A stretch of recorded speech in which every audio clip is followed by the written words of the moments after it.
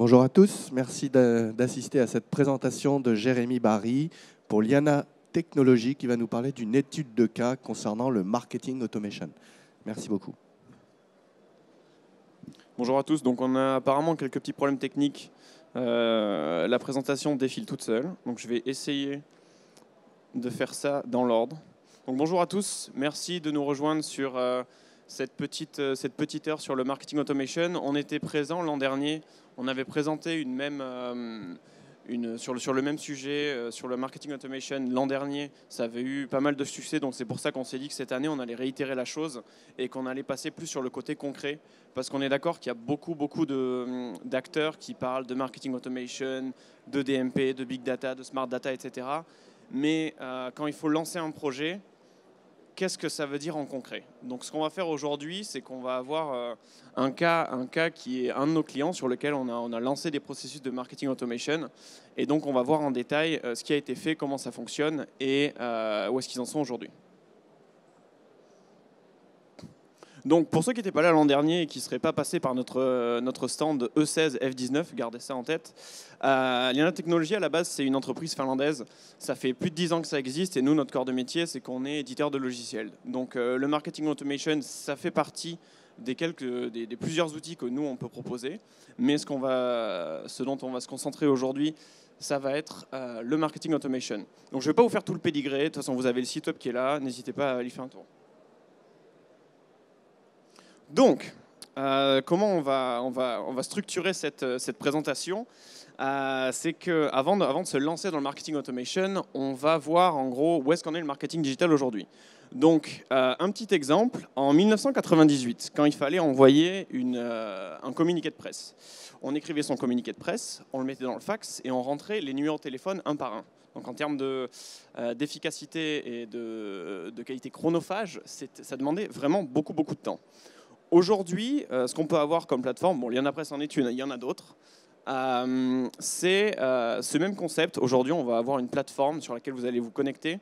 Vous allez avoir une base de données de journalistes. Évidemment, le communiqué de presse, c'est toujours à vous de le faire. Hein. Mais au lieu de rentrer manuellement chaque numéro de téléphone ou chaque adresse email, vous avez une base de données sur laquelle vous allez sélectionner, par exemple, je veux les journalistes qui travaillent à Paris, qui parlent d'animaux. Voilà. Donc entre 98 et aujourd'hui, voici le type d'évolution qu'on peut avoir. Comment voit-on le marketing digital aujourd'hui? Donc on a ce très joli serpentin que je vous invite à aller voir directement sur notre site d'ailleurs. Le concept c'est qu'il est interactif dans le sens où si jamais vous êtes intéressé par envoyer des communiqués de presse, vous pouvez tout simplement cliquer sur communiqué de presse et ça va vous dire en gros ce que vous allez devoir faire. Le marketing digital aujourd'hui, c'est un serpentin, mais on voit plutôt ça comme un cycle où il faut être présent partout. Donc potentiellement, vous n'êtes pas obligé de prendre des photos, c'est sur le site. Mais donc voilà, le concept, c'est qu'il faut savoir où on est. Par exemple, on a pas mal de clients qui peuvent venir nous voir et nous dire « Bon ben voilà, nous sur les communiqués de presse, on est OK, sur le content marketing, on est OK, sur nos emails, mais sur le retargeting, on n'est pas au point. » Donc c'est là où en fait, le serpentin est plutôt bien fait, vous cliquez là-dessus et puis ça va vous dire quel produit vous devez prendre pour évidemment résoudre la question. Mais ce dont on va parler aujourd'hui plus en détail, marketing automation. Donc c'est le grand sujet qui marche en ce moment. Tout le monde en parle, ça fait couler beaucoup d'encre. Mais si on regarde les sondages, beaucoup de gens utilisent ou essayent, mais surtout beaucoup fail. Ils échouent en fait sur le processus de création d'automation. Donc c'est pas quelque chose qui est facile.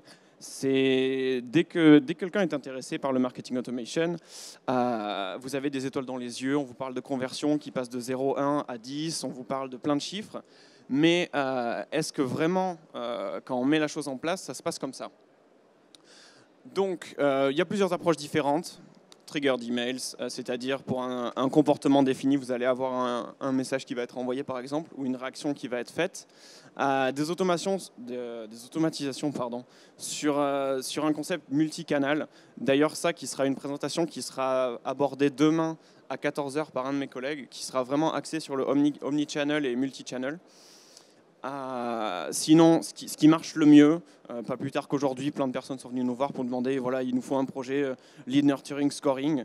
Pour ceux qui sont, si je vous dis lead nurturing scoring, pour qui ça veut dire quelque chose? Levez la main. Bon, voilà, on a une audience éduquée, c'est bien.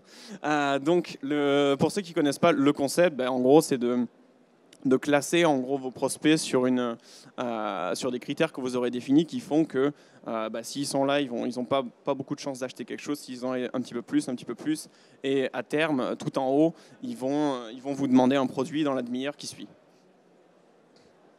Et comme je le disais, seuls quelques-uns réussissent. Donc on a des chiffres qui sortent de l'e-marketing industry census de 2015, comme quoi il y en a 49 à 39% qui ne sont pas successful du tout.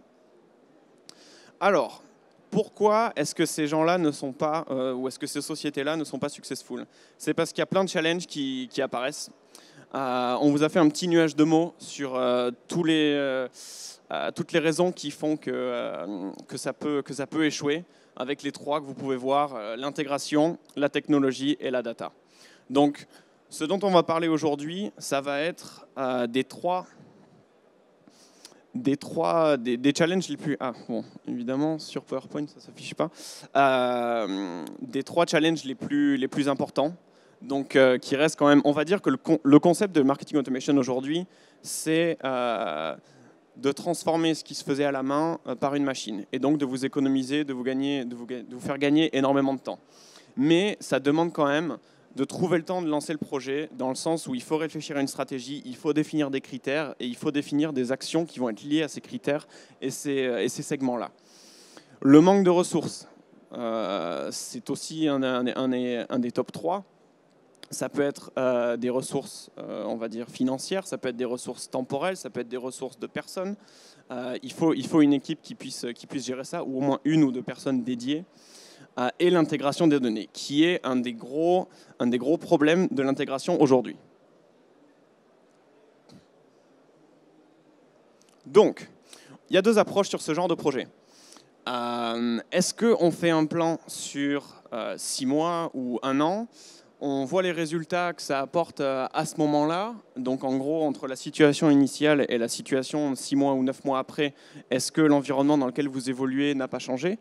Ou est-ce qu'on approche plutôt le problème via une technique, la méthode agile, qui est le concept de faire des petites avancées, de voir les résultats et d'adapter le tir en fait, selon les résultats que vous allez avoir sur les premières étapes de votre process. Une des erreurs aussi, c'est il nous faut marketing automation, il nous faut marketing automation, il nous faut marketing automation. Oui, mais pourquoi? Pourquoi est-ce qu'aujourd'hui vous avez besoin de marketing automation? Donc voilà, concentrez-vous sur le contenu. Quelle est la démarche que vous allez lancer? Et une fois que vous avez cette stratégie claire en tête, là vous pouvez commencer à réfléchir, bon, quel type d'outils je vais avoir besoin aujourd'hui? Et bon, ça revient un petit peu sur le premier point que j'ai pu aborder. On a plein de personnes intéressées pour le marketing automation ou même des clients qui viennent nous voir. Alors voilà, ça y est, nous, 2016, c'est marketing automation. Le problème, c'est que ça ne se fait pas comme ça. Il faut avoir un maximum de données, il faut savoir segmenter cette donnée, il faut savoir l'organiser et il faut savoir définir des schémas comportementaux et des schémas réactionnels liés à ces segments ou ces groupes que vous aurez définis en fonction des informations que vous avez récoltées. Donc je sais que ça fait beaucoup d'informations en une phrase, mais on va y aller plus en détail sur les prochains slides. Passons au concret. Alors, wow, même le point d'exclamation n'est pas en place.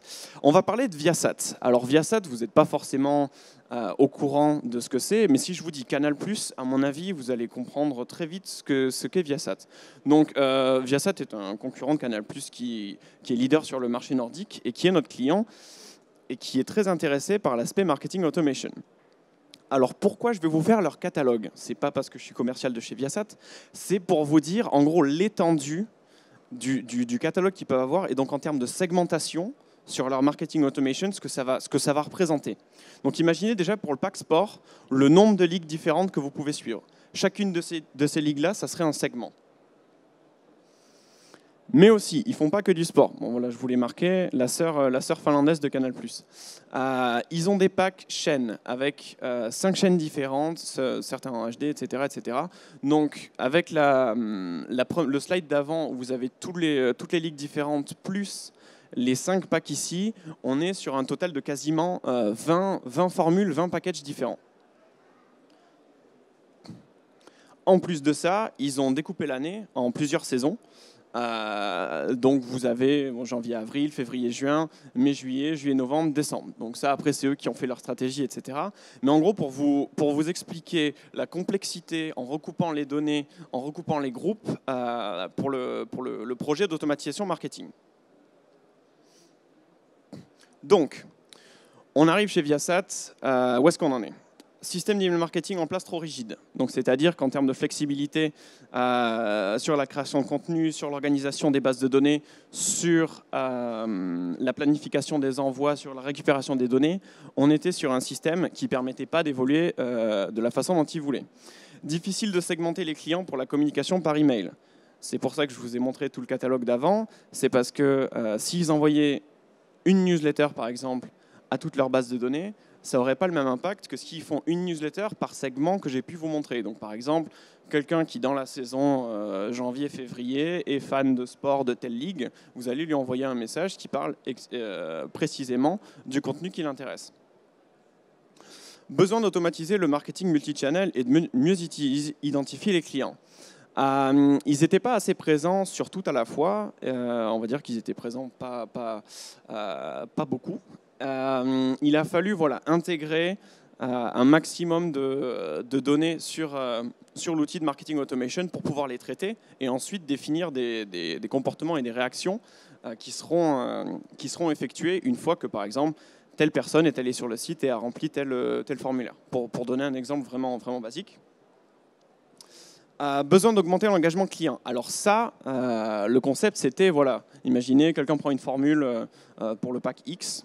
Le problème, c'est que soit il n'utilisait absolument pas le pack, soit il n'utilisait pas toutes les options qu'il avait qui étaient fournies, soit, une fois que le pack était fini, ça devenait un client complètement abandon et il ne revenait plus sur le service.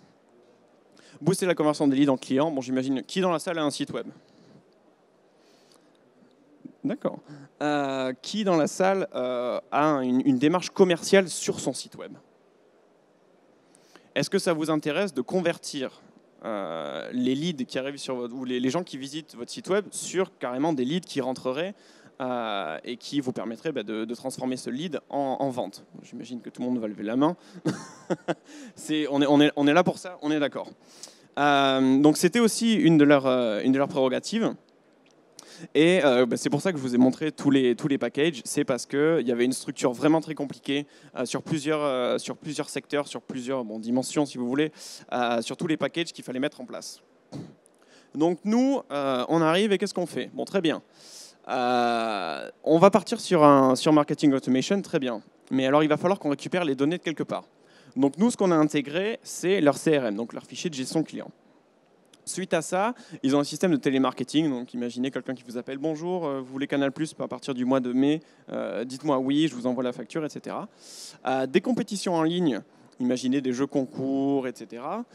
Des commandes en ligne, donc directement sur leur site web, un panier d'achat, un achat fini, etc. Et ça, c'est quelque chose qu'on va développer à l'avenir. C'est Viaplay, c'est un nouveau service qu'ils sont en train de lancer, qui est un peu similaire à Netflix.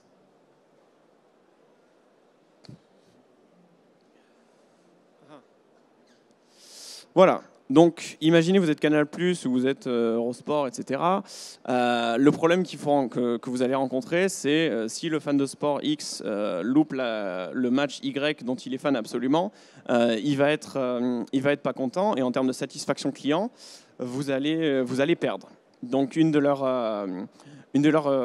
priorités, c'était de faire en sorte que les fans, par exemple, vu qu'il y a un catalogue de ligues vraiment étendu, les fans de golf, par exemple, une fois qu'il y a une compétition de golf qui se passe, j'ai pas les noms en tête, dans tel endroit, que le joueur, que le spectateur soit averti pour qu'il ne puisse regarder son match et ne pas le louper. Donc tout ça, je vous explique tout ça parce que ça a été vraiment intégré dans le système et dans la stratégie du marketing automation, dont je vais vous montrer quelques exemples en concret sur les quelques slides qui arrivent. Alors, engager le client. L'email d'activation pour les clients ayant, par exemple, acheté un nouveau service, mais ils ne l'ont pas encore utilisé. Donc, nous, ce qu'on a fait, je vais vous le faire vraiment par étapes.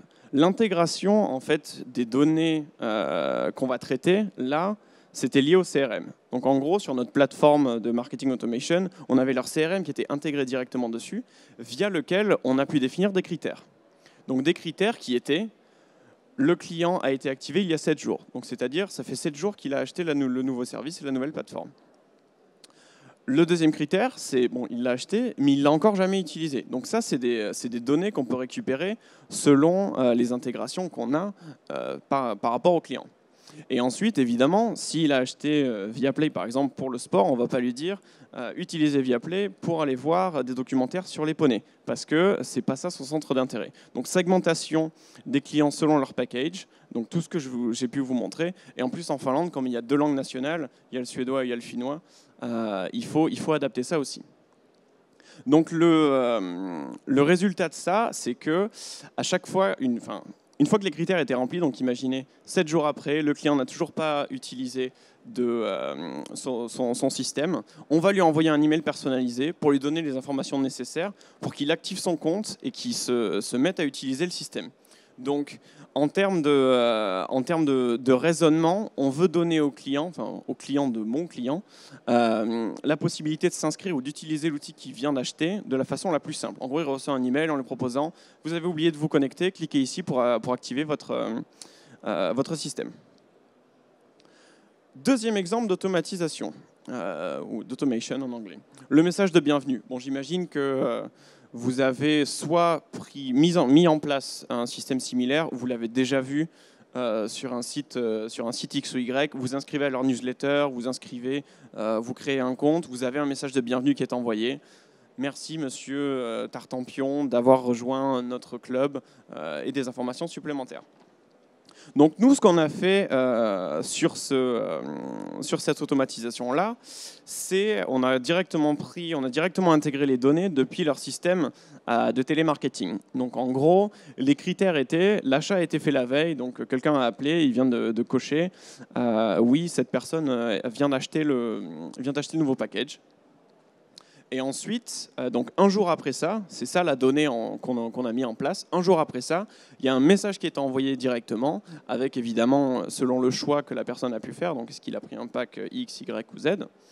Et ces informations-là, en fait, vont être intégrées dans le message, ce qui fait que quand la personne va recevoir son message de bienvenue, elle aura des informations détaillées sur le package qu'elle a acheté, ce qu'elle va avoir de disponible et pas. Et ce qu'elle n'aura pas disponible, pardon.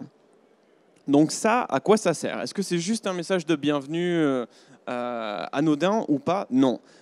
Pourquoi on a défini ça? C'est parce que souvent, quand un utilisateur de Viasat venait de se souscrire pour un nouveau service, il n'était pas forcément au courant de la totalité des options qu'il avait, ni de quand il fallait l'utiliser, etc., etc. Donc en fait, là, vous mettez les choses au point sur qu'est-ce qui va être possible, qu'est-ce qui ne va pas être possible, qu'est-ce que vous avez dans votre formule ou pas. Donc voilà, augmentation des attentes du client et diminution de ses possibles regrets. Parce que s'il s'était dit « Ah, en fait, j'aurais peut-être eu la chaîne HD, etc. », alors qu'il ne l'a pas commandé, là, au moins, vous êtes sûr que la chose sera claire. Où est-ce qu'on en est aujourd'hui avec Viasat? Donc, tous ces processus-là sont automatisés. Les quelques slides que j'ai pu passer auparavant, la partie bleue que vous voyez en haut à gauche, c'est une partie de notre interface sur notre outil qui est là pour segmenter la base de données. Donc imaginez que chaque ligne, quand vous cliquez sur une des lignes, les petits carrés que vous voyez, en fait, c'est les bases de données qui sont intégrées dans le système. Donc, par exemple, le rouge, ça va être leur CRM, le bleu, ça va être leur système de télémarketing, le vert, ça va être autre chose, etc., etc., etc. Et nous, ce qu'on a fait, c'est qu'on a défini avec eux tous les critères qui vont faire que telle personne ou telle personne va rentrer dans un groupe A ou dans un groupe B. Donc voilà, les résultats qu'on a aujourd'hui, c'est que sur tous ces segments qui ont été créés, il y a des messages automatiques qui sont envoyés régulièrement, c'est-à-dire que tous les jours, selon dans quelle catégorie vous êtes, vous allez recevoir un message qui va, selon votre pack, selon quand vous l'avez acheté, selon les derniers achats que vous avez pu faire, etc., etc. Tout ça, c'est quelque chose qui est pris en compte pour que le message que vous allez recevoir, en fait, sera quasiment personnalisé de façon individuelle. On va dire que le rêve aujourd'hui de l'email marketing ou du marketing automation, c'est ça. Aujourd'hui, avoir une base de 250 000 personnes et envoyer un mail, le même, ça ne sert à rien. Par contre, si vous arrivez à envoyer 250 000 mails à chacun, bon, je m'exprime peut-être mal, mais en gros, un email par personne. Donc en gros, au final, 250 000 mails. En termes de taux de clic, de taux d'ouverture, de conversion, c'est là où vous allez faire exploser vos chiffres. Donc en termes de gains, mais ils ont gagné énormément de temps sur l'automatisation de leur communication. La satisfaction a augmenté parce que quand vous recevez un message qui vous est adressé, qui concerne exactement ce que vous avez acheté ou les potentielles formules supplémentaires qui pourraient vous intéresser, vous êtes content en tant que client. Donc, grâce à leur communication mieux ciblée et de meilleure qualité, leur satisfaction, leur satisfaction client a augmenté. Je le demandais un petit peu plus tôt, qui est-ce qui aujourd'hui va augmenter sa conversion lead client? Voilà, eux, c'est exactement ce qui s'est passé. Et ensuite, la diminution de départ de clients, grâce à cet engagement qu'on essaye de faire rentrer chez chacun des utilisateurs, donc avec des mails réguliers, des mails de rappel, des messages de... Ça sera sur un des slides prochains, les prochaines améliorations qu'on va pour faire, par exemple des bons anniversaires, l'année dernière, dans la période de Noël, vous avez acheté le pack famille pour regarder des dessins animés avec vos enfants, donc peut-être que cette année, vous aimeriez le faire aussi, etc. etc. Donc voilà les résultats qu'ils ont pu avoir aujourd'hui. Les quelques futurs projets qui vont arriver, donc notamment le rajout de la plateforme Viaplay, donc comme j'en parlais, qui serait similaire à Netflix. Donc vous avez un système de streaming sur lequel vous pouvez choisir des films, des séries, etc. Donc tout ça c'est catégorisé. Tout ça c'est des données que nous on peut récupérer. Donc c'est pour ça que c'est important qu'on puisse l'intégrer dans notre plateforme pour utiliser ces données-là, pour rajouter de nouvelles automatisations, de nouveaux segments, de nouveaux schémas de comportement, etc., etc. Un autre point des projets futurs, notifier le client de façon plus efficiente. Je sais que c'est passé dans la grammaire française, efficient, fabuleux. Notifier le client de façon plus efficiente sur les changements de programme. Donc, par exemple, si une compétition avait été mise en place pour le vendredi ou le samedi, et qu'elle a été changée, au lieu que la personne soit déçue une fois qu'elle arrive le vendredi pour voir son match préféré, elle a été avertie en avance. Le planning des matchs live, les avant-premières de films, etc. etc. Bon, évidemment, leur projet, c'est de continuer ce boost sur la conversion des leads en ligne. Et comme je le disais un petit peu plus tôt, inclure plus de touchpoints, c'est-à-dire des anniversaires, des offres d'upgrade, les offres anti-churn. Anti-churn, en gros, c'est pour éviter qu'un client arrête de souscrire et disparaisse de votre pipeline. Donc ça, c'est tous les projets qu'on a en tête avec eux pour l'année à venir. Ce que je vous propose, c'est d'aller sur le site que vous voyez qui s'affiche à l'écran. Vous allez avoir un tout petit formulaire en 2 étapes sur lequel, si vous êtes intéressé, on a fait un livre blanc, donc c'est quelque chose d'assez dense, long, qui parle plus en détail de l'automatisation marketing ou du marketing automation, sur lequel vous allez recevoir, en fait, vous mettez votre email ici, et bon, les coordonnées sont toujours les plus mal chaussées, mais on a quand même quelques automatisations qui sont en place chez nous, donc vous allez mettre votre email là-dedans et vous allez recevoir le livre blanc qui vous est envoyé directement, sur lequel vous aurez les 8 étapes pour vraiment démarrer sur l'automatisation marketing. Merci beaucoup. Je vous propose vous nous avez peut-être vu avec Jean-Éric essayer une petite délicatesse de la Finlande. N'hésitez pas à passer au stand E16 F19.